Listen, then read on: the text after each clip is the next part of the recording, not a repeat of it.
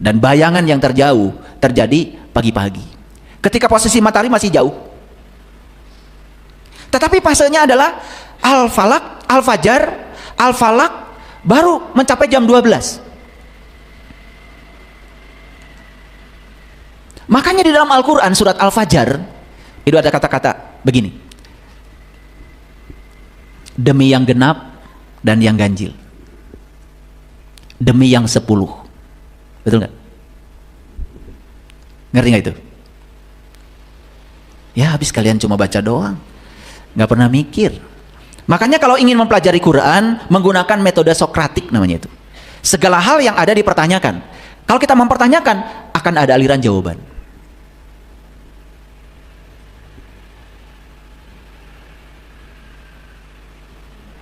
Kenapa 10? 10 itu 1 dan 0. 1 dan 0. Jadi orang itu harus jelas 1 atau 0, iya atau tidak. Lihat orang-orang yang tegas, yang punya prinsip, iya atau tidak. Dan orang-orang yang diantara ya dan tidak, lihat tuh orang-orang yang ragu-ragu. Saya kasih tahu, keraguan-raguan adalah pengkhianat terbesar dalam hidup. Kenapa? Semua yang menyebabkan kita kalah, semua yang menyebabkan kita tidak memperoleh kemenangan dalam hidup, itu adalah keraguan-raguan. Mau sekolah ragu, mau bisnis ragu, mau olahraga ragu, mau pergi ragu, mau ngaji ragu. Lihat tuh orang yang ragu-ragu, tidak berbuat apa-apa. Dan keraguan-raguan adalah pengkhianat terbesar dalam hidup. Maka mereka yang punya keraguan-raguan dalam dirinya, dia sudah berkhianat pada dirinya sendiri. Hidup itu ya atau tidak, iman atau tidak iman. Kalau iman, iman yang beneran. Jangan cuma ngaku-ngaku juga orang beriman. Jangan setengah iman. Semua yang setengah itu nggak beres. Setengah manusia. Apa ya itu namanya?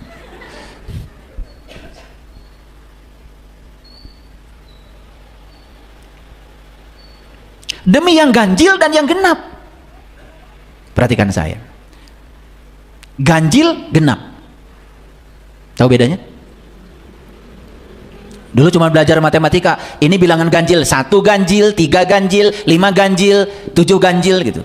2 genap, 4 genap, 6 genap gitu. Ini bukan cerita aritmatika. Quran itu cerita pesan yang luar biasa. Ganjil, genap. Kenapa? Malam Lailatul Qadar katanya terjadi pada malam ganjil. Yang kelompok ini saumnya duluan, yang kelompok ini saumnya beda sehari. Kata ini ganjil, kata ini genap, kata ini genap, kata ini ganjil. Pusing kan? Jadi bingung kan, Lailatul Qadar sebenarnya terjadi tanggal berapa?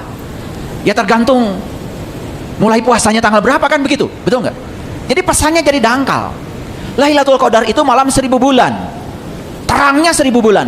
Untuk mencapai terang 1000 bulan, kamu harus mencapai ganjil. Ganjil itu kebalikan dari genap. Ayo lihat saya semuanya. Ada orang marah-marah sama kita. Perhatikan. Orang itu baik apa buruk? Oh, pura-pura aja. Ada orang menghina kita. Baik apa buruk? Ada orang menipu kita. Baik apa buruk? Oke. Semua peristiwa di luar kita sebetulnya awalnya itu netral. Lalu disebut baik buruk, benar salah, itu karena kita sudah melakukan penilaian terhadap peristiwa itu. Dan setiap energi di alam semesta ini netral. Nuklir itu netral. Bisa menjadi baik dibuat pembangkit listrik, tapi bisa menjadi buruk kalau dipakai perang. Jadi baik dan buruknya nuklir itu tergantung si penggunanya. Nuklirnya sendiri netral.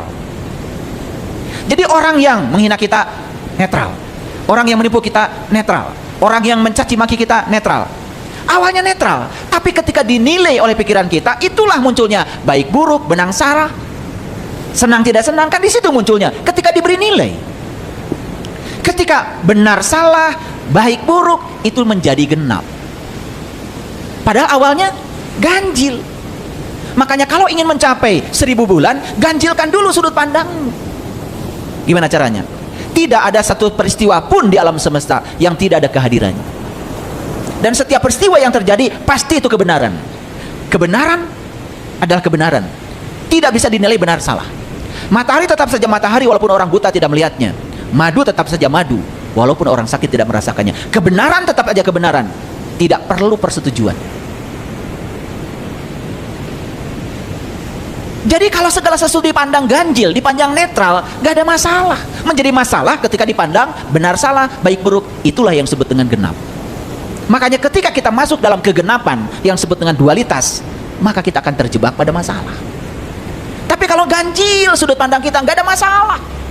Makanya Nabi Musa ketika akan diundang oleh Allah untuk memasuki Al-Muqaddasi Tua, diabadikan di Quran surat Toha. Apa kata Allah? Hai Musa, lepaskan kedua terompahmu agar kamu bisa memasuki Al-Muqaddasi Tua, tempat suci tua.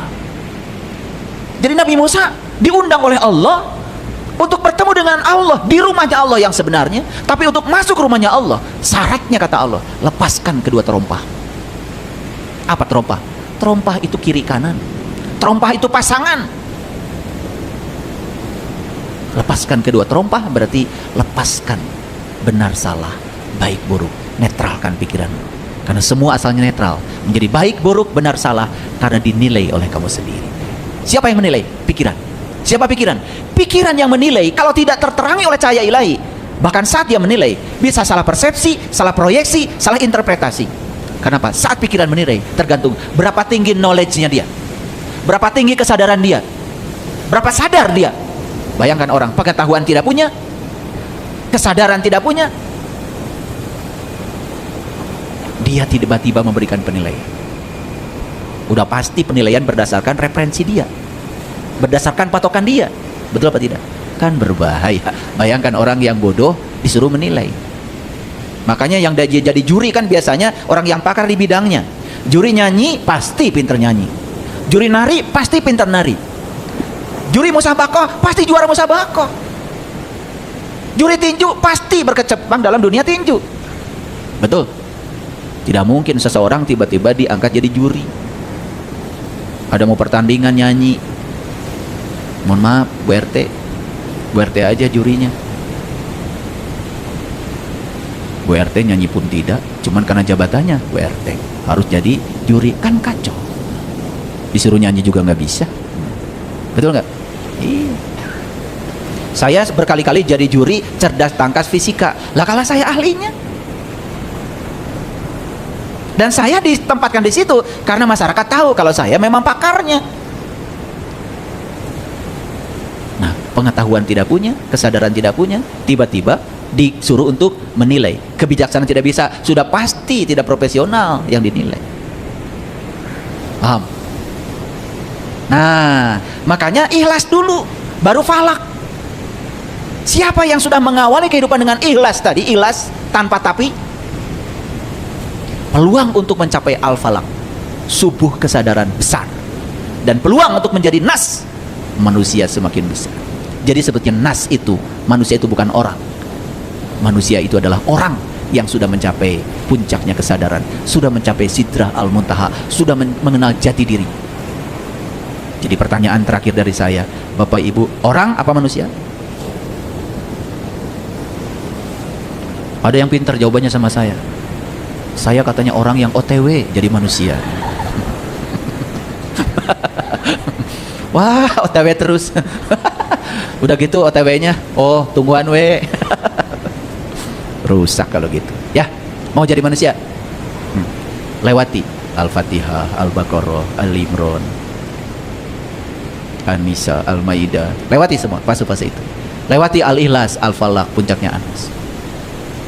Maka di YouTube pernah saya sampaikan, saya pernah kaji dahsyatnya 3 surat terakhir itu. Mungkin ada yang pernah nonton itu. Silakan dilihat kembali ya. Karena kajian kita hari ini menanggapi perlakuan tidak cerdas dengan cerdas. Baik. Kita lihat satu ayat dalam Al-Quran. Ini surat Al-Fussilat, surat ke-41 ayat 34. Wala tastawil hasanatu wala sayyi'atu. Dan tidaklah sama kebaikan dengan kejahatan, kata Allah.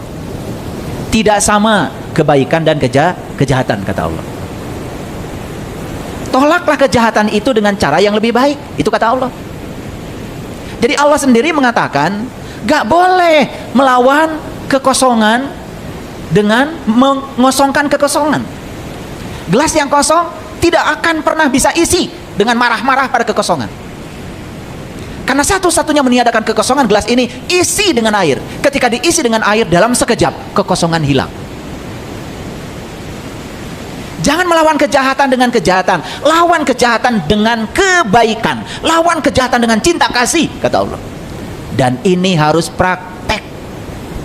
Nih hadirin, kalau cuma dengerin kajian kayak gini, Bapak Ibu tidak akan merasakan dahsyatnya ini. Tapi kalau dipraktekkan, luar biasa. Mungkin saya pernah cerita, ini pengalaman pribadi saya, nyata dalam hidup saya. Istri saya seorang pebisnis dulu, bisnis di dunia konveksi, maju bisnisnya. Karena saking majunya bisnis, banyak temannya yang titip modal. Saya kalau sama istri, kalau urusan penghasilan istri dan bisa bisnis, itu sudah silakan. Saya tidak akan pernah mengganggunya. Saya sebagai suami tetap harus menafkahi istri. Itu prinsip saya.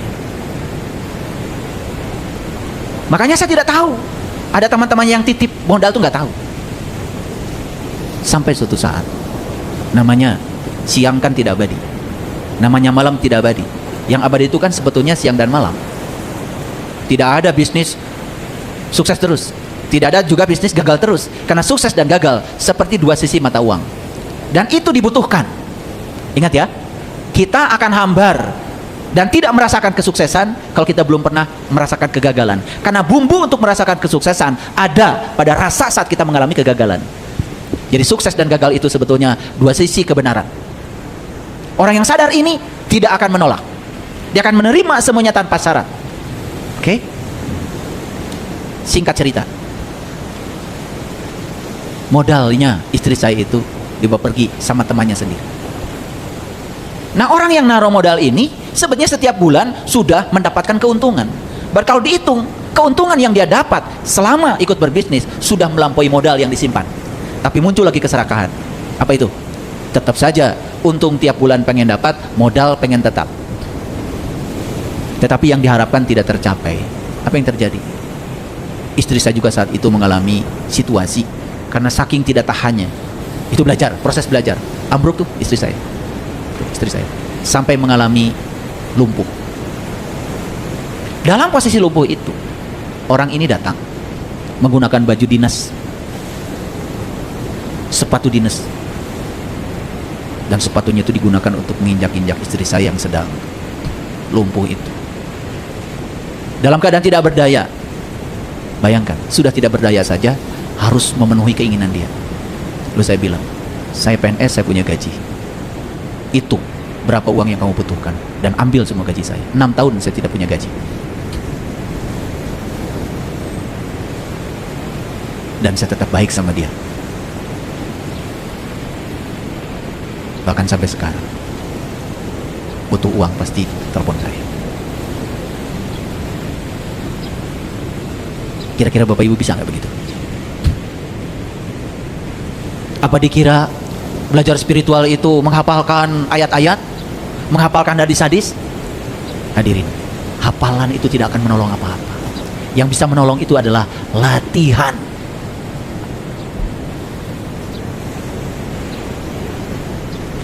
Bahkan ada satu kejadian lebih dahsyat lagi, dan saya tidak malu menceritakan ini.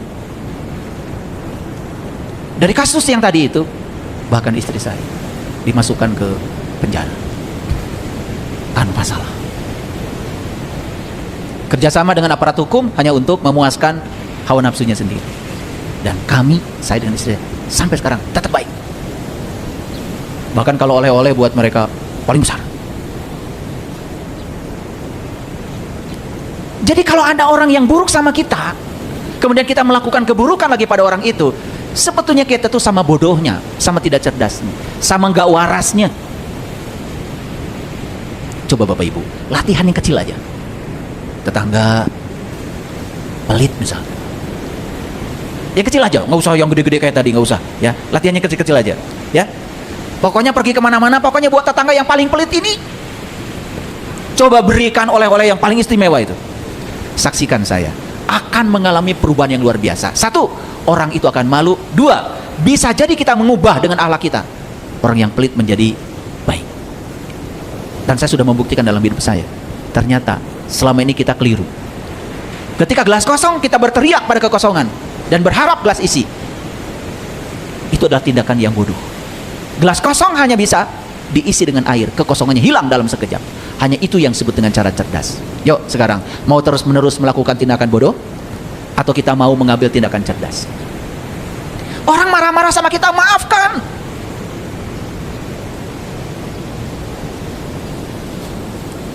Orang melakukan sesuatu yang tidak kita harapkan, pahami. Coba, latihan. Dan ini harus dilatih dalam hidup. Percuma ngaji kalau nggak latihan. Kalau tidak mau latihan, jangan dengerin kajian saya. Latihan. Dan nanti ketika kita melatih ini luar biasa. Maaf, ketika pasangan memperlakukan sesuatu yang tidak kita inginkan, kita tetap saja seperti matahari, memberi, memberi, memberi, dan memberi. Walaupun kita belum menerima, tapi ingat suatu saat, kalau kita memberikan cinta, hadiah cinta itu cuma satu, dicintai. Makanya jangan memaksakan cinta, ungkapkan saja cinta. Hasilnya dahsyat. Saya sudah membuktikan dalam hidup saya. Semua orang-orang yang membenci saya, bahkan tidak punya alasan apa-apa, ketika kita baik terus sama dia, berubah total menjadi sangat baik. Inilah ayatnya, perhatikan, perhatikan. Ini kata-kata Allah dalam Al-Quran. Mungkin Bapak Ibu baru hari ini dengar ayat ini, tetapi camkan ayat ini. Dan tidaklah sama kebaikan dan kejahatan. Tolaklah kejahatan itu dengan cara yang lebih baik. Maka tiba-tiba orang yang antaramu dan antara dia ada permusuhan, seolah-olah telah menjadi teman setia. Saya punya masalah dengan seseorang. Orang itu selalu jelek pada saya, tapi saya terus saja baik sama dia. Saya tidak mau melawan kejahatan dengan kejahatan. Saya lawan kejahatan dengan cinta kasih. Saya lawan kejahatan dengan kebaikan. Apa yang terjadi? Kata Allah di ayat ini, suatu saat ini orang akan menjadi teman setia. Dan kalau kita bisa mengubah musuh menjadi teman setia, bukankah itu keren? Teman kita bertambah. Yang kedua, kita telah mengubah watak orang. Hadirin, lembutnya air, batu saja yang keras, kalau terus menerus, walaupun satu tetes lama-kelamaan batu bisa berlubang.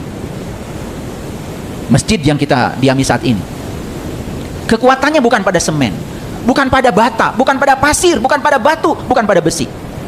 Kekuatannya ada pada air. Tiang yang ini tidak akan ada kalau tidak ada air. Beton-beton ini tidak akan ada kalau tidak ada air. Silakan mencoba, coba praktek. Besi sudah ada, semen sudah ada, pasir sudah ada, semua sudah ada. Silakan ngecor tanpa pakai air.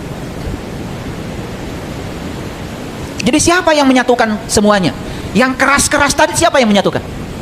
Yang menyatukan air. Coba dalam keluarga semuanya keras. Istri keras, suami keras, anak keras. Gak ada yang warasnya. Siapa yang menyatukan kalau begitu? Semua yang keras itu tidak punya kekuatan kalau tidak disatukan dengan yang lembut. Satu-satu yang bisa menyatukan adalah air. Makanya hadirkan air di situ. Hadirkan kelembutan di situ. Air itu saking lembutnya, ditusuk pakai pedang pun, ditusuk pakai belati, ditebas pakai pedang, tidak pernah terluka. Semua kalau selembut air tidak pernah terluka. Kalian yang gampang terluka ini, gampang sakit hati ini, wajah-wajahnya kelihatan di sini. Kenapa? Karena kalian masih keras, belum lembut. Kenapa belum lembut? Gak dilatih, gak dilatih. Karena yang dimakan, yang diberikan kepada kita ke sini hanya nutrisi untuk ego, bukan nutrisi untuk kesadaran. Dan tadi saya buka dengan pernyataan, kalau kita sebagai karyawan berantem dengan bos kita, walaupun kita menang saat kita berantem, tetap saja kita kehilangan masa depan di tempat kerja itu. Apa untungnya? Tetap aja kita kalah. Tetapi kita merasa menang. Siapa yang dimenangkan? Ego yang diberi makan.